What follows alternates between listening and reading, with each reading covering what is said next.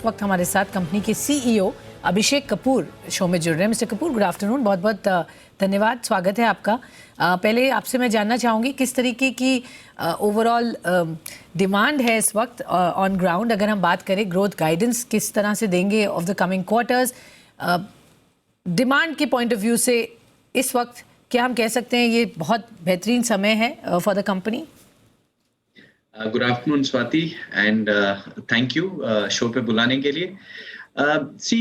Demand का जहां तक सवाल है, आप अगर ओवरऑल, मैं थोड़ा सा इकोनॉमी की 2 मिनट बात करूंगा, उसके बाद सेक्टर की और फिर कंपनी के बारे में। इकोनॉमी में आप देखेंगे अगर तो काफी बॉयंसी आ चुकी है, गवर्नमेंट स्पेंडिंग अप है, प्राइवेट इन्वेस्टमेंट इंप्रूव हो रहे हैं। जैसे ही ये होना शुरू होता है, ज्यादा एम्प्लॉयमेंट जनरेट होना शुरू होता है। आज की डेट में आप देख रहे हैं न्यूज आर्टिकल्स निकल रहे हैं कि employment and salary levels are improving, और उसकी वजह से डिमांड के ऊपर भी इम्प्रूवमेंट है ओवरऑल इकोनॉमी में। हम जब इस साइकिल में जाते हैं जहां पे डिमांड इम्प्रूवमेंट होता है, एम्प्लॉयमेंट जनरेशन होता है और इन्वेस्टमेंट प्राइवेट एंड गवर्नमेंट का होता है, तो एक पॉजिटिव साइकिल बनती है। उसके तहत अब हम सेक्टर पे आते हैं। आप देखिए, अगर इंटरेस्ट रेट उसी लेवल पे है, लो लेवल्स पे चल रहा है, ready to move in inventory आप समझिए, अगर खाली रेजिडेंशियल की बात करें तो काफी कम हो चुकी है, और बाकी के एसेट क्लासेस के बारे में भी बात करेंगे। लेकिन अगर आप देखें तो इन्वेंट्री लेवल डाउन है, डिमांड बढ़ी हुई है, ready to move in inventory नहीं होने की वजह से न्यू लॉन्चेस आ रहे हैं। तो ओवरऑल एक बॉयंसी है मार्केट में। हालांकि एक कंसोलिडेशन मोड में ये बॉयंसी है, क्योंकि कुछ ही डेवलपर के पास ये डिमांड सीमित है, और जैसे जैसे ये आगे ग्रोथ होएगी और प्राइसेस जो अप्रिशिएट हो रहे हैं, वो जो इम्पैक्ट होएगा, आई थिंक एक ये पॉजिटिव साइकिल क्रिएट कर रहा है परचेज होम बाइंग के लिए। ओके अब इसमें कुछ नेगेटिव्स भी हैं और चैलेंजेस भी हैं। कोई भी पॉजिटिव खाली पॉजिटिव नहीं होता है, बट कुछ चैलेंजेस भी होते हैं। तो हमारे सेक्टर में भी 2-3 चैलेंजेस हैं। एक चैलेंज है, ये वॉर के चलते कमोडिटी प्राइसेस बढ़ चुके हैं, और जिसकी वजह से प्राइस इंक्रीज जो है हमको करना पड़ रहा है, क्योंकि हमारी कॉस्ट बढ़ गई है। और साथ में जीएसटी का भी कुछ बात चल रही है कि जीएसटी अगर मिनिमम स्लैब को बढ़ाएंगे तो उस पे काफी इम्पैक्ट आएगा। महाराष्ट्र जैसी जगह पे कुछ स्टैम्प ड्यूटी इंक्रीज होने की बात हो रही है। तो इस तरीके से कॉस्ट का इम्पैक्ट मतलब कस्टमर के ऊपर काफी ज्यादा हो सकता है, जिसकी वजह से थोड़ा ये नेगेटिव इशू है, और गवर्नमेंट को कंसिडर करना चाहिए इनपुट टैक्स क्रेडिट, या फिर एटलीस्ट रियल एस्टेट के लिए कुछ रिलीफ जीएसटी के चलते। सो ये सेक्टर के लेवल पे है। और अगर हम कंपनी के बारे में बात करें तो हमारे लिए आज की डेट में एज अ कंपनी ऑलरेडी हम एक 24 मिलियन स्क्वायर फुट कंस्ट्रक्शन में है। इस साल हम 18 मिलियन स्क्वायर फुट लॉन्च करेंगे अगले 12 महीने में। तो हमारा जो पूरा फोकस है आज की डेट में है अपने एग्जिस्टिंग लैंड बैंक को मोनेटाइज करना और रिटर्न ऑन कैपिटल एम्प्लॉयड को इम्प्रूव करना। जिसका मतलब ये है कि हम ज्यादा से ज्यादा इन्वेंट्री मार्केट में लेके जा करके और अपने इन्वेस्टमेंट्स को खाली करके वापस इन्वेस्टमेंट साइकिल में जा रहे हैं। तो उससे ये एडवांटेज होता है कि आपका जो ओवरऑल कैश फ्लो है, आपका जो ओवरऑल बिजनेस है, वो ग्रोथ मोड में चले जाता है, और आपको नए अपॉर्चुनिटीज एक्विजिशन के मिलने लगते हैं। उसके अलावा हमने एज एन ऑर्गेनाइजेशन 2-3 चीजें बहुत पॉजिटिव की। हमारा बोर्ड काफी स्ट्रांग है। आज की डेट में आप देखें तो जो बोर्ड मेंबर्स हैं, governance very strong, new board members add हुए हैं। आप हमारा अगर ऑर्गेनाइजेशन स्ट्रक्चर देखें तो हम एक पीएनएल मॉडल में जा चुके हैं, जिसमें जी। हमने क्लियर डेफिनेशन बनाया है एक एक पीएनएल का, जिसमें हम फोकस कर रहे हैं डिलीवरी पे। सो जो Okay. नए लॉन्चेस हैं उसके लिए बैंडविड्थ चाहिए होती है, वो बिल्कुल। हमने क्रिएट किया है। सिस्टम्स प्रोसेसेस में एसएपी को इंट्रोड्यूस कर दिया है, जिसकी वजह से सिस्टम्स प्रोसेसेस इस तरह की ग्रोथ के लिए रेडी हैं। और कपूर, अगर मैं हम जैसे 18 मिलियन स्क्वायर फुट लॉन्च करेंगे, आई थिंक ये एक हमारे लिए काफी पॉजिटिव इम्पैक्ट रहेगा अगले साल। Okay sure. सो ये इम्पोर्टेंट आपने ग्राउंड पॉइंट्स बताए हैं जो कंपनी के लिए यहाँ फेवरेबल दिख रहे हैं। बट सर, जो मैं देख रही थी मैसिव डिक्लाइन दिखा है पैट में। क्वार्टरली नंबर्स अगर हम देखें, नेट प्रॉफिट 1.63 करोड़ आया था दिसंबर में, which is down almost 90%। 13 crore था अगर हम दिसंबर 2020 की बात करें। वो एक एलिमेंट, उस पर आप हमारे दर्शकों को बताएं कि ये क्यों ऐसी परफॉर्मेंस देखी गई, और क्या आगे इसी तरीके के कंसर्न्स दिखेंगे, या हम इससे ऑब्वियसली ये नंबर जो 13 करोड़ का था ये हम पहुंच पाएंगे अगले क्वार्टर्स में? देखिए, जो रेवेन्यू बुकिंग आप पेपर पे देखते हैं, वो डिलीवरी पे डिपेंडेंट होती है। इसके लिए रियल एस्टेट में हमको जो रेवेन्यू आप पेपर पे देखेंगे, वो अलग रहेगा और जो प्रॉफिट आप पेपर पे देखेंगे, वो अलग रहेगा और बिज़नेस परफॉर्मेंस अलग रहेगी। सो बिज़नेस परफॉर्मेंस के लिए हमको सेल्स नंबर देखना चाहिए, कैश फ्लो देखना चाहिए, बर्न देखना चाहिए और ये देखना चाहिए कि हमारे न्यू लॉन्चेस क्या हो रहे हैं। ये बिज़नेस परफॉर्मेंस का एक पैरामीटर है।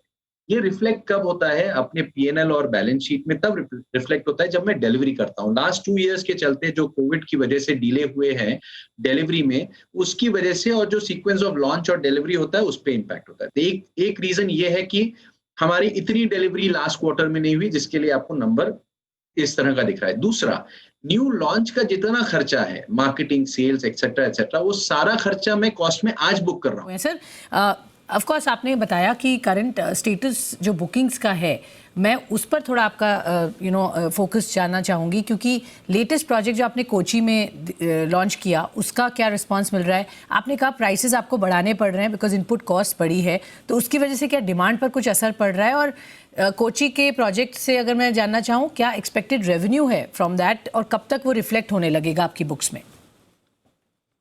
क्योंकि कोची कोची में ये प्रोजेक्ट बहुत ही अच्छी लोकेशन में है, एडापल्ली में है। रिस्पॉन्स अच्छा रहा है, नंबर्स ऑब्वियसली मैं डिस्क्लोज़ नहीं कर सकता हूँ जब जब तक ये लॉन्च फॉर्मली अनाउंस नहीं हो जाए और सेल्स बुकिंग के नंबर्स अनाउंस नहीं हो जाए। लेकिन रिस्पॉन्स अच्छा है, लोकेशन ही बहुत ही बढ़िया है और ओवरऑल हमें लगता है कि ये प्रोजेक्ट हमको 3,000 करोड़ से ऊपर का रेवेन्यू देगा और टोटल 1,500 करोड़ का करीब-करीब इन्वेस्टमेंट है। और ये रेवेन्यू बुकिंग अगले 3 से 5 साल के बीच में होना शुरू हो जाएगी। लेकिन यस सेल्स नंबर और कैश फ्लो आपको अगले साल से दिखना शुरू हो जाएँगे इस पर्टिकुलर प्रोजेक्ट में। To take care of the input cost, तो मार्जिन्स पर हम मान सकते हैं कि कोई असर नहीं होगा कि क्योंकि आप प्राइसेस उसी प्रोपोर्शन में बढ़ा रहे हैं, उससे डिमांड पर भी आपको इस वक्त नहीं लग रहा कोई दिक्कत आएगी? नहीं, डिमांड पे तो कोई ख़ासा असर नहीं है। इनफैक्ट प्राइसेज़ आज से नहीं पिछले और 1 साल से ऊपर से बढ़ रहे हैं। अगर आप देखेंगे तो पूरी इंडस्ट्री में बढ़ रहे हैं और ये एक पॉज़िटिव साइकिल है क्योंकि लोगों को भी दिखाई दे रहा है कि उनका इन्वेस्टमेंट एप्रिशिएट हो रहा है और डिमांड पे कोई ख़ासा असर नहीं है। इनफैक्ट मैं बोलूँ तो आप देखिए लोग अब काम पे वापस आ रहे हैं और जॉब मार्केट में जो इम्प्रूवमेंट है क्योंकि लोग अपनी-अपनी सिटीज़ में चले गए थे, अब वापस आ रहे हैं तो उसकी वजह से भी एक इन्वेस्टमेंट साइकिल रियल एस्टेट में जो लोग खरीदारी कर रहे थे, वो इम्प्रूव हो रही है। पर और क्या जैसे-जैसे ये जॉब मार्केट इम्प्रूव होगा, मुझे लगता है डिमांड खाली बढ़ेगी। ओके, बट क्या प्राइसेस और यहाँ से ऊपर फिर से और जा सकते हैं सर? क्या ट्रेंड्स दिख रहे हैं और अगर हाँ तो क्या क्वांटम है और बाय व्हेन? जी, बिल्कुल बढ़ेंगे क्योंकि ये कॉस्ट जो बढ़ी है अभी क्रूड की बढ़ गई है, स्टील की बढ़ गई है, उसके चलते ये कॉस्ट तो डेफ़िनेटली बढ़ेगी, प्राइस भी बढ़ेंगे और मुझे लगता है कहीं 8 से 15 प्रतिशत के बीच में project to project, micro market, developer to developer जैसा रहेगा, लोग इंक्रीज़ करेंगे प्राइस। सर, आपसे मैं जानना चाहूँगी आपकी करंट रेजिडेंशियल पोर्टफोलियो की अगर बात करें, 12 मिलियन स्क्वायर फीट के करीब है। क्या एक्सपेक्टेड रेजिडेंशियल पोर्टफोलियो होगा इन द कमिंग ईयर और कितने इनमें से रेडी हो जाएंगे? एक्चुअली मैं थोड़े नंबर्स करेक्ट करता हूँ। आज की डेट में total under construction 24 million square foot है रेजिडेंशियल में और हम ऐड करेंगे अगले साल में करीब 18 मिलियन स्क्वायर फुट, जिसमें से करीब 13 मिलियन स्क्वायर फुट हमारा होगा अपना शेयर, डेवलपर शेयर और टोटल पोटेंशियल हमारा रेजिडेंशियल कमर्शियल मिला के 48 मिलियन स्क्वायर फुट का है। सो उस 48 million square foot only Puravankara है, टोटल 58 मिलियन है, जिसमें से 45 मिलियन स्क्वायर फुट हमारा शेयर है। तो हमारे पास रोबस्ट पाइपलाइन है लॉन्चेस की और ये लॉन्चेस कंटिन्यू रहेंगे अगले साल और उसके अगले साल। Okay, sure. सो ये यहाँ पर काफ़ी रोबस्ट पाइपलाइन दिख रही है प्रोजेक्ट्स की। ज्योग्राफिकल लोकेशंस और इनकी टाइमलाइंस कुछ आप बता पाएंगे? Number of projects suppose FY23 में कितने आएंगे, FY24 में and so on and so forth? जी देखिए ज्योग्राफिकली हम लोग साउथ में और वेस्ट में हैं और वो मार्केट हमारा इनफैक्ट आप देखिए हमारी इन्वेंट्री 65% इन्वेंट्री आज की डेट में बैंगलोर मार्केट में है और बैलेंस अदर मार्केट्स में है। आगे जैसे हम बढ़ेंगे जो लॉन्चेस हैं वो उसी प्रोपोर्शन में हो रहे हैं, अबाउट 68% लॉन्चेस बैंगलोर में है और बाकी सब अदर मार्केट्स में है। लेकिन जैसे हम एक्विजिशन कर रहे हैं आज की डेट में जो हमारा डिप्लॉयमेंट स्ट्रैटेजी है वो वेस्ट को फोकस में रखते हुए बॉम्बे और पूना के अंदर काम बढ़ाने के लिए हम लोग उसकी तरफ उसी डायरेक्शन में मूव कर रहे हैं। जहाँ तक वैल्यू का सवाल है, मुझे लगता है कि वैल्यू वाइज एक टाइम आएगा जब हमारा वेस्ट का बिजनेस पॉसिबली साउथ के बिजनेस से मैच करने लगेगा, और वो हमारा एक गोल है अगले 4 से 5 साल में। तो ये पांचों मार्केट जो की मार्केट है हमारे, बैंगलोर, हैदराबाद, चेन्नई, मुंबई और पुणे, इसमें हमारा कांस्टेंट फोकस रहेगा टू गो डीपर। जैसे-जैसे डीपर जाएँगे वैसे-वैसे हमारे वॉल्यूम्स इन मार्केट्स में बढ़ते जाएँगे। सो और आज की डेट में इमीडिएट फोकस हमारा इन मार्केट्स में। Okay, fair enough sir. So western part of the country में अब आप फोकस करेंगे, उसको लेवल अप करेंगे सदर्न से, जैसा आपने कहा 4-5 साल का एक होराइजन दिया है। क्विकली हमें बताएं सर, रिपोर्ट्स ये कह रही है कि आप करीब 3,500 करोड़ रुपए इन्वेस्ट करेंगे। क्या एग्जैक्ट प्लान्स हैं इन्वेस्टमेंट के, ये कहाँ पर इन्वेस्ट होंगे? और लैंड बैंक की आपने बात की, तो क्या और लैंड बैंक्स आप यहाँ पर एक्वायर करने की बात कर रहे हैं? ऑलरेडी आपके पास काफ़ी कुछ है, आपने जो बताया, but is it really for land bank acquisition जो 3,500 करोड़ रुपीज़ आप रेज करने वाले हैं, इन्वेस्ट करने वाले हैं, और उसको कहाँ से फंड करेंगे sir? Will you have to raise this money? देखिए, इसको ब्रेक करता हूँ मैं 2-3 पार्ट में। एक तो पार्ट है जो मेरा ऑनगोइंग करंट प्रोजेक्ट्स है, दूसरा है जो न्यू लॉन्चेस है। सो मेन न्यू लॉन्चेस में आज की डेट में जितना लैंड बैंक है उसमें लैंड पेड फॉर है, मेरा सिर्फ अप्रूवल का और लॉन्च का खर्चा होगा, और जो क्लियरेंसेस का खर्चा होगा। सो वो एक है। दूसरा जो इसमें खर्चा आएगा वो कंस्ट्रक्शन का खर्चा आएगा, जो इन्वेस्टमेंट होगा इन प्रोजेक्ट्स में टू कंस्ट्रक्ट दीज प्रोजेक्ट्स। उसके अलावा जो न्यू एक्विजिशन का प्लान है उसका सोर्स 3 जगह से है। एक हमारा इंटरनल अक्रूवल्स है, क्योंकि ये जैसा मैंने पहले बताया, हम जैसे-जैसे लॉन्च करेंगे हमारा इन्वेस्टमेंट फ्री होता जाएगा और वो कैपिटल रीडिप्लॉय होता जाएगा। तो जैसे-जैसे वो इंटरनल अक्रूवल्स आएँगे वो कैपिटल ऐड होता जाएगा हमारे investment cycle. Plus external platform level transactions हम आज कई लोगों से अलग-अलग बिज़नेसेस एसेट्स के लिए बात कर रहे हैं। रेजिडेंशियल के लिए अलग है, प्लॉटेड के लिए अलग है, कमर्शियल के लिए अलग है। तो आज हम अलग-अलग प्लेटफॉर्म, इक्विटी प्लेटफॉर्म क्रिएट कर रहे हैं ताकि हम आगे बिज़नेस को एक्वायर कर सकें।